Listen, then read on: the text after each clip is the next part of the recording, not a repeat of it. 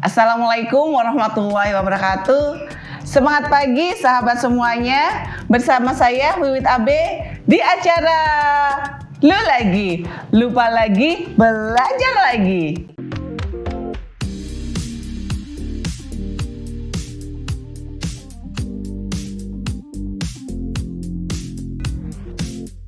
Kali ini kita akan membahas terkait sustainable marketing.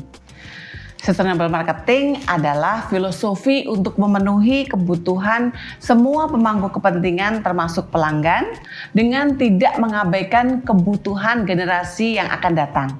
Dengan kata lain, perusahaan di sini memfokuskan investasinya terkait investasi sosial dan lingkungan sebagai strategi pemasarannya. Pemasaran berkelanjutan atau sustainable marketing menekankan kepada aktivitas pemasaran yang bertanggung jawab secara sosial dan lingkungan yang dapat memenuhi kebutuhan konsumen, pelaku bisnis, atau perusahaan pada saat bersamaan untuk tetap menjaga dan meningkatkan kemampuan generasi mendatang untuk dapat memenuhi kepentingan mereka. Anda bisa melihat gambar di sini terkait marketing konsep dan strategic planning konsepnya dari sisi sekarang dan masa depan. Dari sini Anda bisa melihat bahwa marketing konsep menekankan kebutuhan konsumen dan bisnis pada saat ini, pada saat lalu. Konsep pemasaran masyarakat dari social marketing konsep penekanannya lebih kepada kebutuhan konsumen di masa datang dan konsep perencanaan strategis untuk menekankan kepada kebutuhan bisnis di masa datang, sedangkan konsep pemasaran berkelanjutan menekankan kepada kebutuhan konsumen dan bisnis di masa datang. Dari sisi aksi konsumen untuk mendukung sustainable marketing, untuk dapat melaksanakan pemasaran berkelanjutan di sini secara baik, produsen dan konsumen itu harus dapat melakukan aksi nyata yang dapat mendukung terciptanya ekonomi dan sosial yang sehat. Semua ini dapat dicapai dengan melibatkan semua elemen masyarakat. Dari sisi consumerism, ini adalah gerakan yang dilakukan oleh pemerintah dan masyarakat dalam memperbaiki hak dan kekuatannya dalam hubungannya dengan pihak konsumen yang mempunyai hak untuk menolak. Dari sisi konsumen itu menolak produk untuk ditawarkan produsen, dan mereka juga mempunyai tanggung jawab untuk melindungi diri mereka dari produk yang tidak ramah lingkungan terhadap pengguna dan lingkungannya. Environmentalism di sini adalah gerakan terorganisir yang melibatkan pemerintah dan masyarakat untuk melindungi dan meningkatkan lingkungan hidup masyarakat saat ini dan di masa mendatang.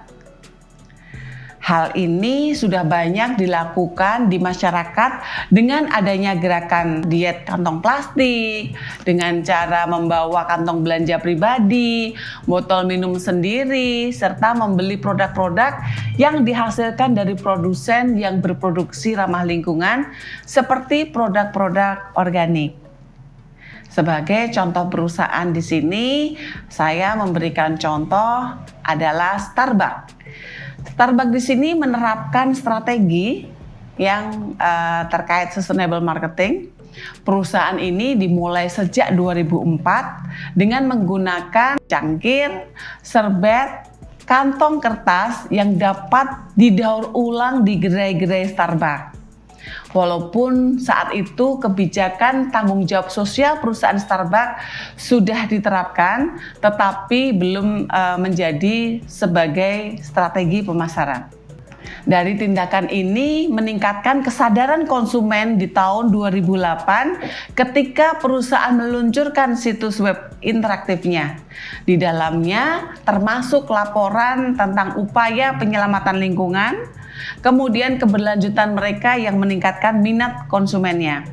Kebijakan di sini dari sisi tanggung jawab sosial Starbucks berpusat pada bidang utama yaitu konservasi energi energi terbarukan, advokasi, dan kolaborasi. Dari sisi perusahaan McDonald, dari sini McDonald dalam menerapkan pemasaran keberlanjutannya adalah dimulai dengan membentuk Global Roundtable for Sustainable Beef atau GSRB yang bertujuan untuk memajukan peningkatan lingkungan dalam keberlanjutan rantai nilai daging sapi global melalui kepemimpinan sains, keterlibatan, serta kolaborasi berbagai pemangku kepentingan. Dari sini, visi mereka adalah memastikan semua aspek nilai daging sapi ramah lingkungan bertanggung jawab secara sosial dan layak secara ekonomi. Dari McDonald di sini juga telah berkomitmen untuk menghilangkan greenhouse gas emission dan penebangan hutan dari pemasok daging sapi pada tahun 2020 dan berjanji untuk mengambil sebagian daging sapi dari pemasok ramah lingkungan. Selain itu, McDonald juga menerapkan 100% kemasan pelanggannya berasal dari sumber yang terbarukan, dari daur ulang di semua restorannya, walaupun pada saat ini baru 60% kemasan berasal dari sumber yang ramah lingkungan dan hanya 10% yang berasal dari daur ulang.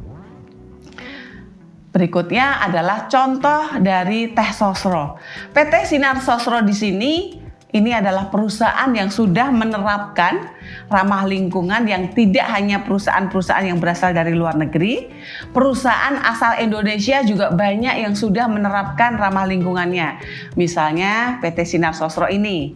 Perusahaan ini menerapkan prinsip 3K dan RL, peduli terhadap kualitas, keamanan, kesehatan, serta ramah lingkungan.